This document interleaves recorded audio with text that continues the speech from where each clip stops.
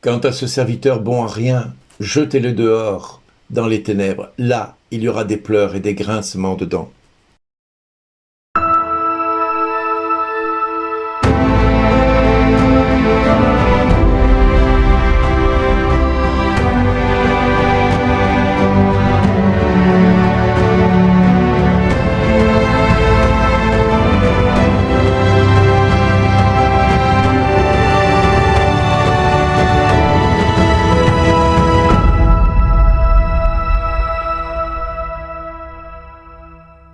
Aujourd'hui, le message vous est adressé par Bernard Dille. Bonjour les amis, nous sommes le 31 août et nous terminons le mois d'août avec toutes ces fêtes de grands saints que nous avons pu célébrer. Et tout comme à l'exemple de Marie qui nous a montré l'exemple de ce que signifiait donner de sa personne, donner de son temps, donner de ses talents. Eh bien Marie nous a montré l'exemple et ces saints nous ont montré également ce que signifiait être tout à Dieu, rien qu'à Dieu, et ne vivre que pour lui. Alors aujourd'hui c'est notre tour et Jésus va se servir de cet évangile comme d'un tournant. En effet, c'est l'heure des paraboles.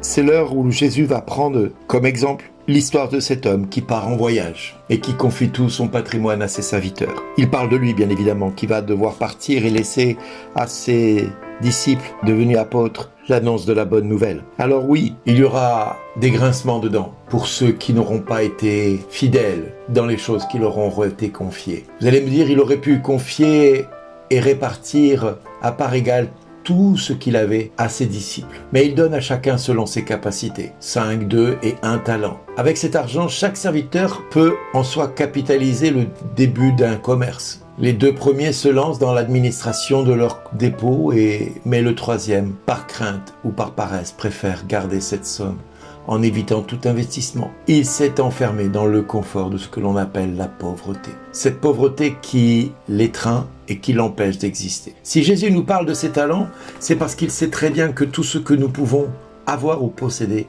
est un don de Dieu. J'aime à dire que notre cœur bat sans que nous ayons quoi que ce soit de choses à faire pour qu'il batte et nos poumons se remplissent d'oxygène sans que nous ayons besoin de faire quoi que ce soit. Mais le Seigneur revient bientôt et il exigera que nous lui rendions des comptes de ce qu'il nous aura donné. Il récompense le courage des 2 premiers qui avaient doublé les sommes qui leur avaient été confiées. Sa réaction envers le serviteur prudent et craintif fut tout autre. Et pourtant, 2000 ans après, le message de cette parabole est toujours d'actualité. Les démocraties se sont formées, elles sont modernes aujourd'hui, elles se dirigent de plus en plus toutes vers une séparation progressive entre l'Église et l'État. De nombreux pays ont fait le choix, un mauvais choix, en se séparant les uns des autres. Néanmoins, cette mentalité globale et progressive cache un effet secondaire dangereux pour les chrétiens. Penser de pouvoir faire sans Dieu devient un piège pour l'homme.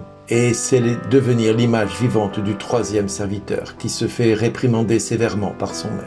Et sans aucune malice, mais par confort ou par crainte, tous ceux qui vont courir le risque de cacher et de raidir leur foi chrétienne aux membres de leur famille et de leurs amis intimes se leurrent totalement et se trompent totalement.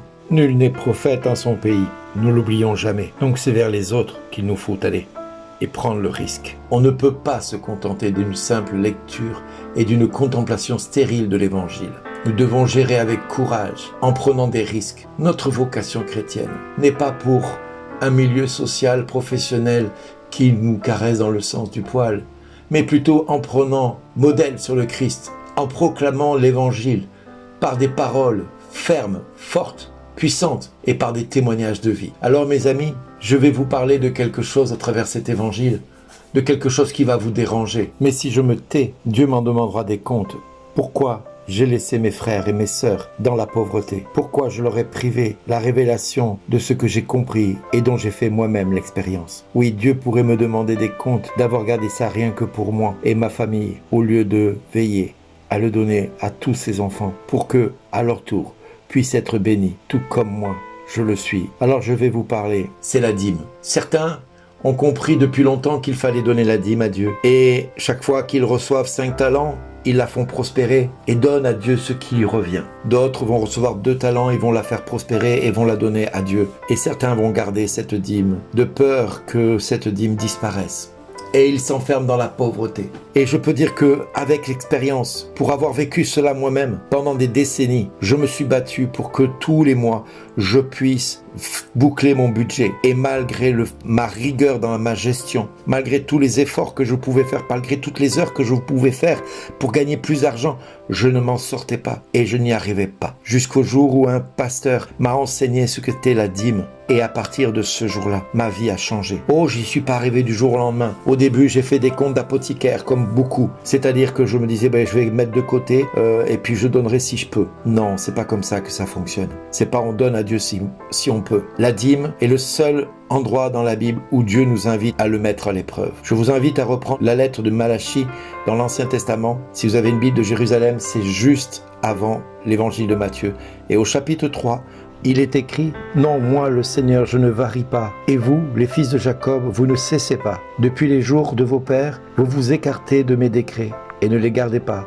Revenez à moi et je reviendrai à vous, dit le Seigneur Tout-Puissant. Vous dites, comment reviendrons-nous? Un homme peut-il tromper Dieu? Or, vous me trompez. Vous dites, en quoi t'avons-nous trompé? Quant à la dîme et aux redevances, la malédiction vous atteint. C'est que vous me trompez, vous, la nation dans son entier. Alors, apportez intégralement la dîme au trésor, pour qu'il y ait de la nourriture chez moi.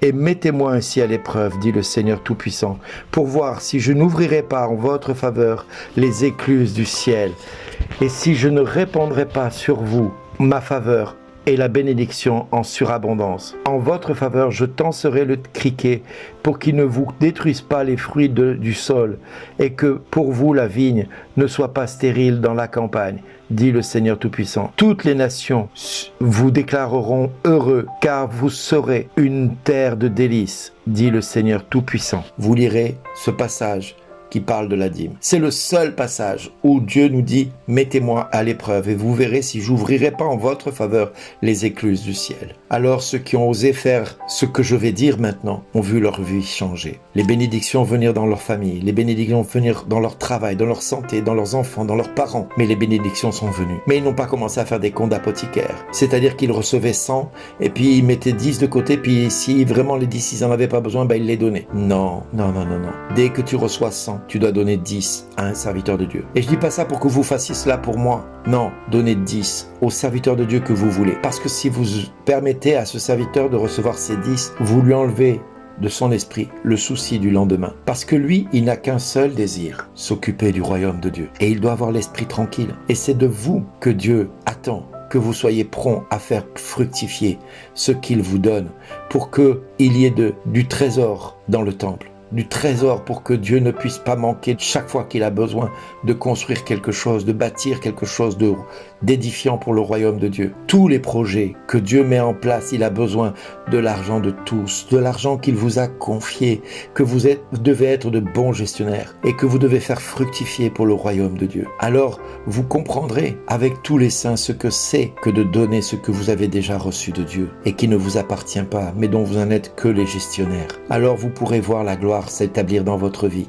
et vous pourrez voir les bénédictions venir jusqu'à vous. En effet, nous qui prêchons la parole de Dieu au peuple, nous ne sommes pas si éloignés de la condition humaine et de la réflexion appuyée sur la foi, au point de ne pas voir ou de ne plus voir nos dangers. Mais cela nous console de savoir que là où il y a des dangers à cause de notre ministère, il y a là aussi chacun de vous qui nous aidez par vos prières, par votre soutien financier et matériel. En effet, tout royaume de Dieu a besoin que les uns et les autres aient le souci. En investissant dans le royaume de Dieu, en semant dans le royaume de Dieu, en permettant au royaume de Dieu de prospérer. Mais cela n'est possible qu'en se sentant solidaire de la mission des serviteurs de Dieu et en se sentant concerné par leur devenir. Dieu alors, lui, pourra nous dire à chacun « Tu as été fidèle dans les petites choses, il t'en sera confié de plus grandes. Merci d'exister. »